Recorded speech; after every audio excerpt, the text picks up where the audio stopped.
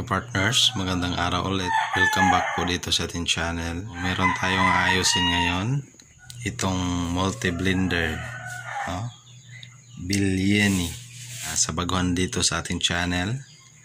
Welcome po at huwag po kalimutan na i-subscribe. I-click yung notification bell dyan sa baba. Click nyo sa all para wala kayong ma-miss sa ating mga bagong upload na mga video tutorial about repair, no?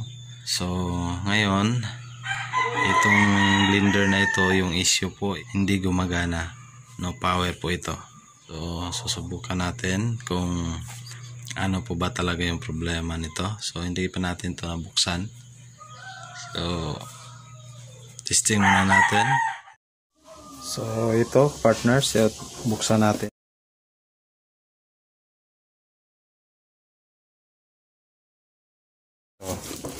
So, ito yung motor. Ito yung titingnan natin. Ito, kasi hindi ito gumagana. So, susubukan natin. Try lang natin yung isang ano nito. Testing natin.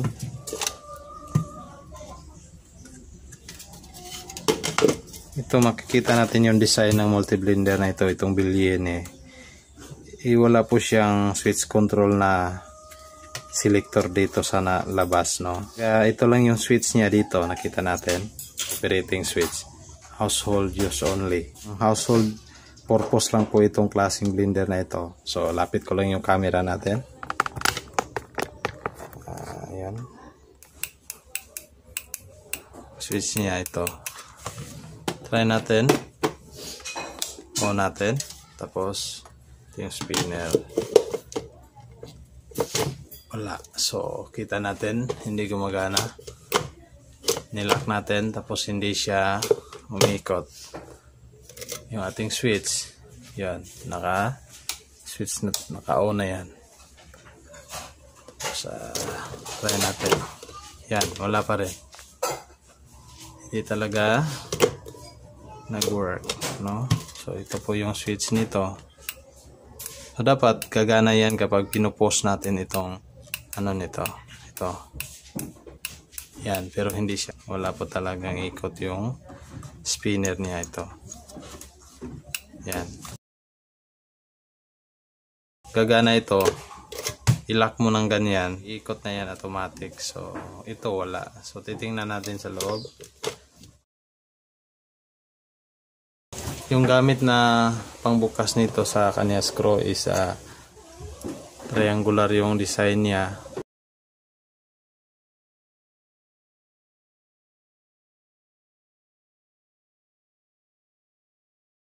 Yung screw niya ganyan. Triangular. Okay.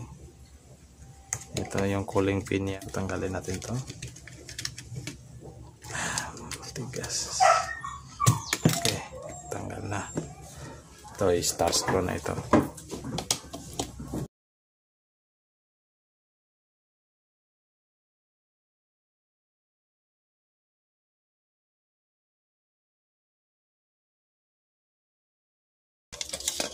Yan. Ito na yung motor niya.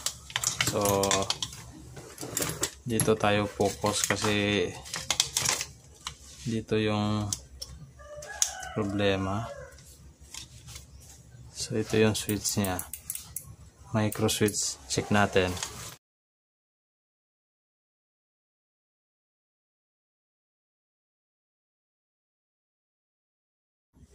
So, ito ka partners. Gagamit na tayo ng multi-tester. Yung ating multi-tester set natin. Yung range position sa times 1. Para continuity natin itong micro switch. Yan. So, buo yung ating micro switch. So, okay yan. So, yung linya natin dito sa ating common, check natin. Yun. May resistance naman. Yan. Tapos dito.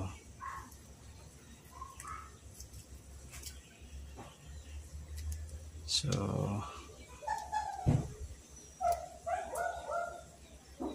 may thermistor dito, yung may ginamit na thermistor para heat limiter, no? So okay naman. So continuity muna natin yung easy cord. Yan, short na natin tester buo. So yan. So, dito yung isang linya ng easy cord. Yan, so good yung easy cord natin. Line to line natin to. Kung buo itong motor natin, yung stator winding na connection, kung buo ito, itong dalawang wire is may resistance po ito dapat. So resistance natin ito, itong sa common. Yan, tapos itong sa isang wire niya. So wala siyang resistance. Dumadaan din kasi ito ng mga thermal control. Mayroon thermal control ito. May ano siya, itong capacitor nito at meron siyang protect din dito. Thermal cut off, no? Itong side na yun dumadaan sa thermal fuse. So titingnan natin yung thermal fuse. Check muna natin una yung SR capacitor. Baka may problema din.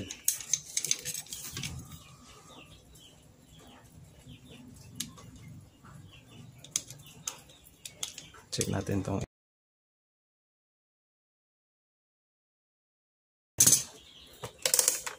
times 1K natin. Yan, good yung ating SR capacitor kasi normal hindi magre-read kasi walang reading itong SR capacitor. So check natin itong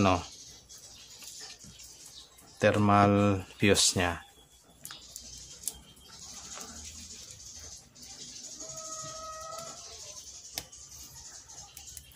Okay. So ito yung thermal fuse. So tanggalin ko lang ito.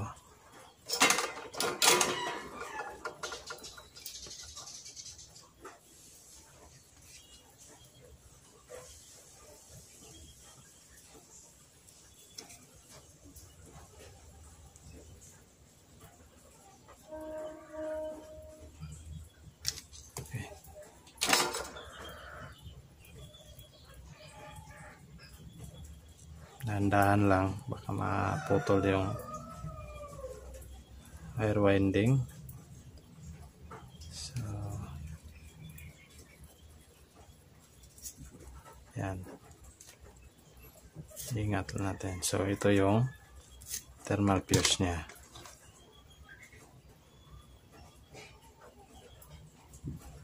So ito 115 degrees Celsius at saka 2 to 5 ampere at saka 250 volt, no? So reading natin to. So walang reading, so tayo. So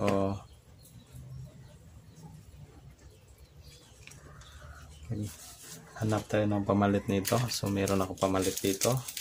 Pwede lang ito palitan ng electric fan thermal fuse, no? Thermal cutoff ng electric fan. Kapareho lang to. So meron akong pamalit dito sa mga electric fan po ito. Ito po 2 ampere, 250 volt at saka 130 degrees Celsius po. So ito. Ito yan. So continuity natin. Yan, buo. So itong sa Bilyene na motor, yung thermal cutoff niya is wala ng reading.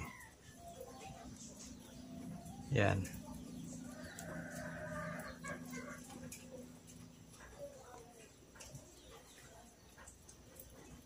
Dito wala So dito meron. So yun. Nakat natin dito para yan. Dito wala. So baka ito lang yung sira niya kasi na normally po ganitong trouble kapag yung ating multi blender o blender na gagamitin natin overuse o continue mo siya ng gamit, syempre aabot niya sa limit niya, no, heat limit po niya. So kaya po normally mag cut off po yan kasi limiter po ito at protect, ito po yung protection ng mga motor ng blender. Meron naman siyang heat sensor o itong thermistor, pero kaya nga yung iba naglalagay lang ng heat limiter o heat sensor o kaya itong thermistor na ito para yun lang po yung mag cut off kapag sobra na sa init. Pero ito may doubling protection po ito. Ito yung thermal fuse, taga-protect sa overheating, no? Overheating. Kaya po ito tinataasan natin. Ito po ay 115 lamang itong heat limit nito. Itong thermal fuse na ito. At ang yung pamalit natin is 130 para mas mataas naman ng kaunti. Pero mas maganda naman yung mas mataas kasi double protect naman po ito. Meron siyang thermal fuse at saka no? At meron pang thermistor. So walang problema kahit mataas-taas dito ng kaunti para naman hindi siya madaling maputol o mag-cut off, no? So tanggalin natin to, palitan natin. So ito na yung sira. Tsaka ito na yung bago natin, pamalit, no? So pinwitin natin. Yan. Kabit natin.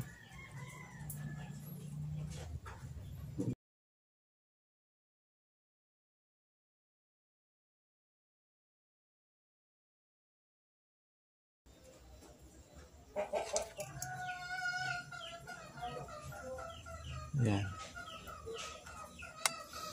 So pinwitin natin. Yan. So napalitan na natin. So ito na yung sira. Ito na yung bago natin. So balik natin.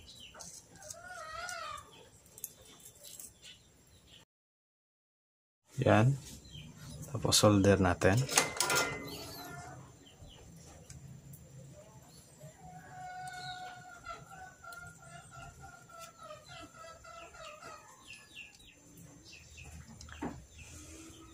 Yan.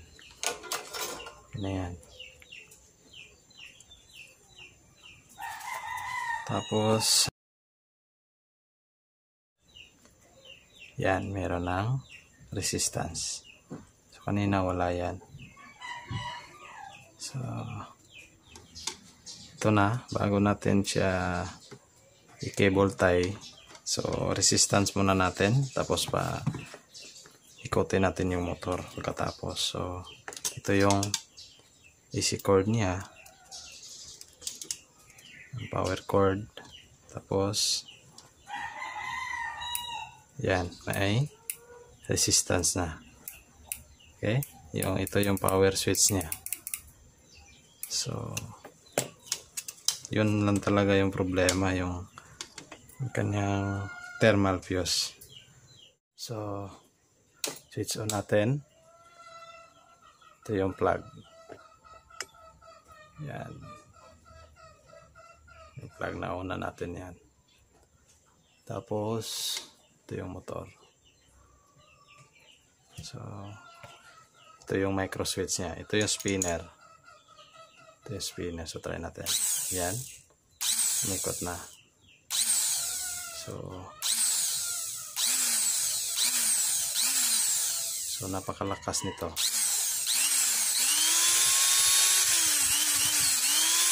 Yan. So, attach na natin. Lagyan natin ng cable tie. Balik natin.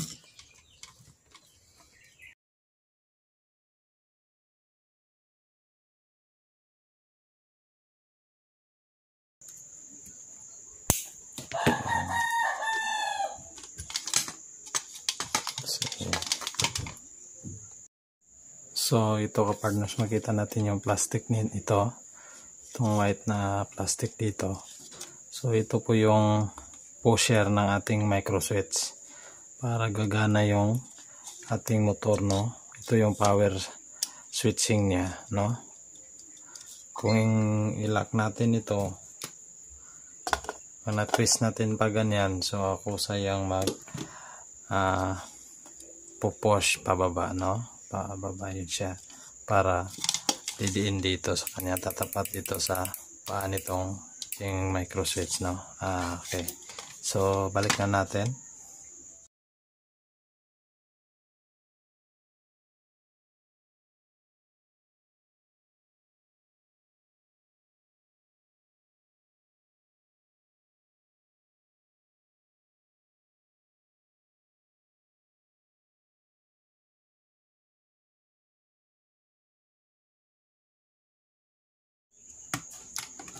Yan. Balik natin itong rubber coating niya para hindi siya mag move, no? Kapag yan, nilalagay sa ganyan para stable siya. Tapos try natin. Yan. So ito po yung pusher ng ating switch sa trigger dito sa gilid, no?